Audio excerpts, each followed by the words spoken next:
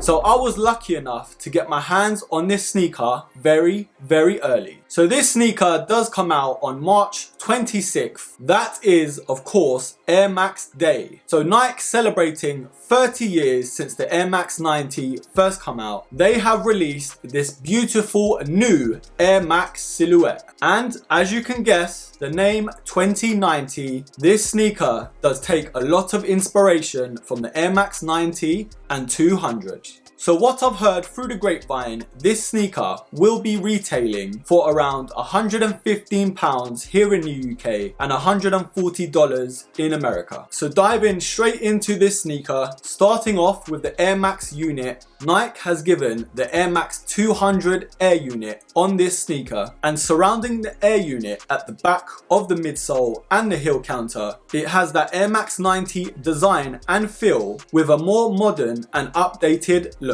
Now going towards the front of the midsole, there is that white foam cushioning we find on the Air Max 90. There is that synthetic material covering half of the upper on the lateral sides of the sneaker. Now on the outer lateral, we have the new Air logo by Nike. And of course, we have the Nike swoosh on the outer lateral. Now there is a yellow stitching that overlays the mud flap underneath the Nike swoosh. There are a lot of different materials used on this sneaker, but standing out most of all is the stitching components of this sneaker. Now there is a dual layered upper, so underneath where your feet would sit on the upper is that neoprene material that sits like a sock on your foot. Now what covers that neoprene material is that mesh upper, which keeps this sneaker nice and breathable whilst allowing structure and also mobility. Going around the heel counter where it gets a little bit more interesting. So there is a pulley at the top of this heel counter,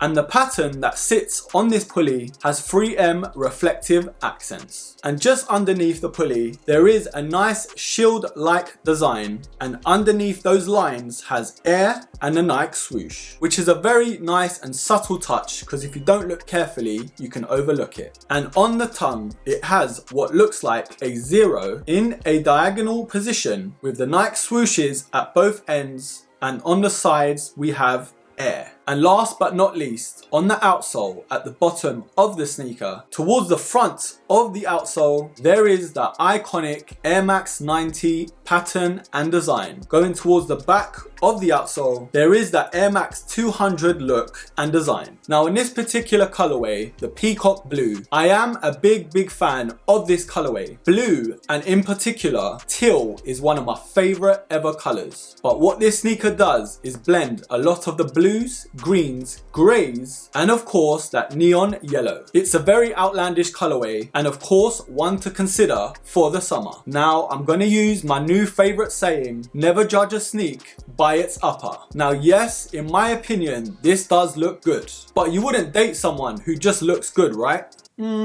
Don't answer that. It's about what's on the inside, folks. Well, to some of us anyway. So how does this sneaker feel on foot? Now, with a lot of Air Maxes, most of the time you have to break them in to really appreciate that comfortability. And with this sneaker, I feel it is very much the same case. Knowing that this sneaker is at a tilted angle because of that enlarged Air Max unit at the back, there is a noticeable difference in the back of the foot when it comes to comfort and cushioning compared to the front. It's a bit like the Air Max 270s that was very evident. Now, this sneaker using a dual layered upper has a perfect balance of keeping structure to your foot whilst allowing your feet to keep mobile for different movements. Now, this being Nike's latest lifestyle sneaker, I feel like they got a lot of things right. Now, when it comes to sizing, this sneaker comes up a bit big, for me anyways. So if you're looking to cop a pair on release day, I'd say go at least half a size down. These are a 9 UK and they came up a little bit big. So for me personally, an 8.5 would have been perfect. So when it comes to comfort,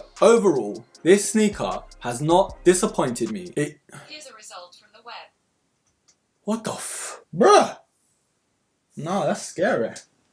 I didn't talk to you, Google. Now, it is very important to note it is a lot more comfortable towards the back end of this sneaker compared to the front. But overall, I'm going to give this sneaker an 8.5 out of 10. Now, when it comes to breathability, that is very important for me on any sneaker that I wear. Thankfully, Nike have opted to use on this dual layered upper very light and durable materials. It has that neoprene sock-like feature where your foot would slide in and sit on the upper whilst being covered by that light mesh material. So it is a very good blend of materials on foot. It has that sort of 270 React kind of feel, but overall, I'm very pleased with the breathability and ventilation of this sneaker. So I am going to give a high score of 9 out of 10. So broskis, we have come to the part of the video where I decide if these are a buy or a buy. Now, me being such an Air Max fanboy, when I found out about this sneaker, there was a lot of anticipation on my half looking for this sneaker. Now, the Air Max 90 being one of my favorite ever sneakers, I was a bit nervous in terms of them bringing out a hybrid to the Air Max 90 and 200s. Now, when it comes to the pros of this sneaker, I am very happy overall in how they've handled this mashup. The only thing I can really nitpick about is the noticeable lack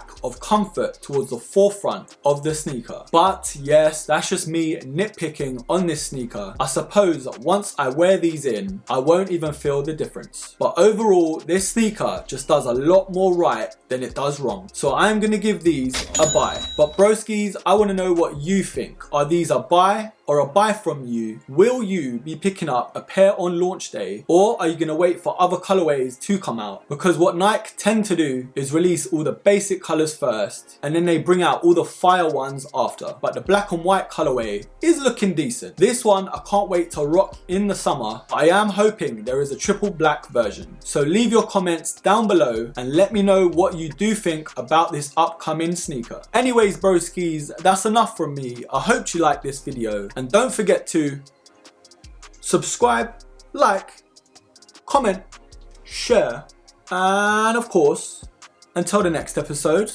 take care.